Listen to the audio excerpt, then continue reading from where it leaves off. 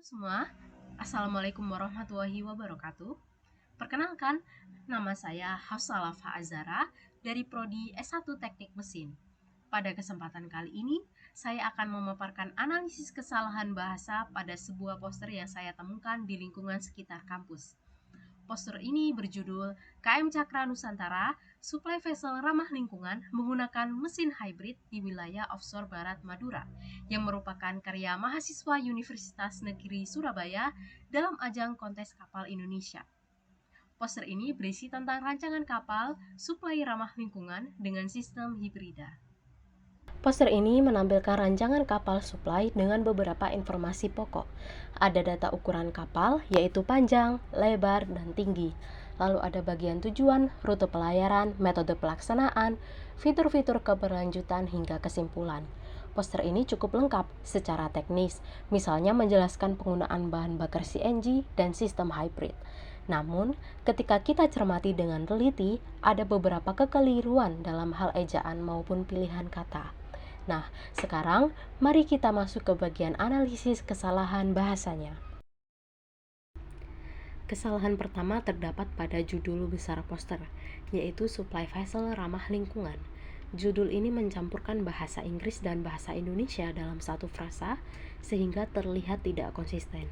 Perbaikannya bisa dengan memilih salah satu bahasa secara penuh. Misalnya jika memakai bahasa Indonesia, maka diganti kapal suplai ramah lingkungan. Jika ingin memakai bahasa Inggris, maka konsisten menggunakan bahasa Inggris. Dengan begitu judul lebih rapi dan konsisten.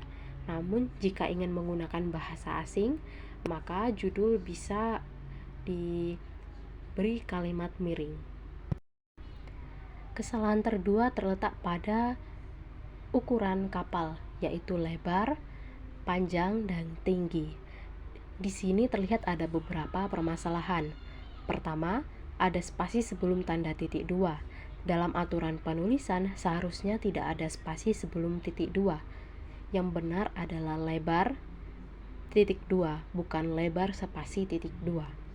Kedua, penulisan satuan huruf M seharusnya ditulis kecil, yaitu M kecil, karena itu merupakan simbol untuk meter.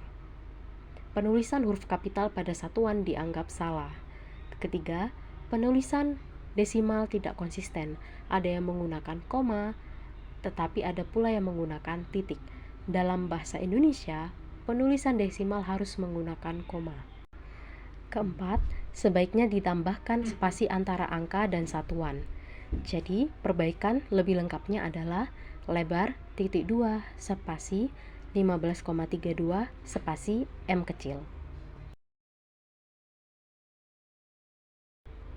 Kesalahan ketiga terletak pada bagian tujuan.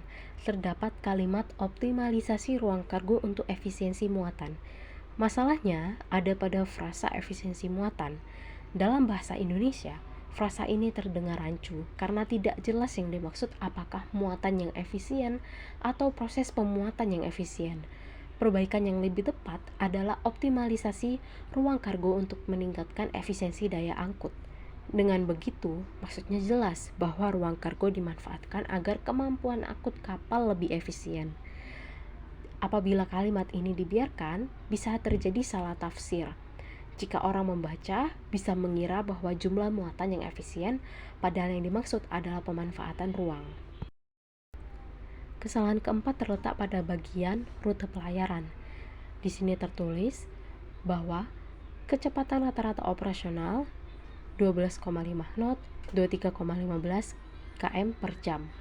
Terdapat dua kesalahan pada penulisan kalimat ini. Yang pertama adalah kata knot ditulis dengan huruf kapital, padahal satuan harus menggunakan huruf kecil, sehingga seharusnya knot dengan K huruf kecil.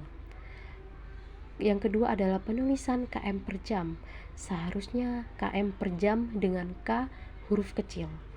Maka perbaikan yang benar adalah kecepatan rata-rata operasi titik 2 spasi 12,5 knot buka kurung 23,15 km per jam tutup kurung dengan huruf satuannya kecil semua. Mengapa hal ini penting? Karena dalam dokumen teknis, Konsistensi penulisan satuan bisa mempengaruhi kejelasan komunikasi antar insinyur atau antar peneliti. Salah tulis sedikit bisa dianggap ceroboh atau bahkan membingungkan. Kesalahan kelima terletak pada bagian kalimat CNG dan solar hybrid. Istilah teknis ini terdengar rancu karena dalam bahasa Indonesia, kata solar bisa berarti bahan bakar diesel, tetapi dalam bahasa Inggris, solar bisa berarti tenaga surya. Tanpa penjelasan, pembaca bisa bingung. Untuk memperjelas, kalimat bisa diperbaiki menjadi CNG dan energi surya hibrida, jika maksudnya tenaga matahari, atau CNG dan bahan bakar solar hibrida, jika yang dimaksud adalah bahan bakar diesel. Dengan begitu, informasi teknis tidak lagi membingungkan.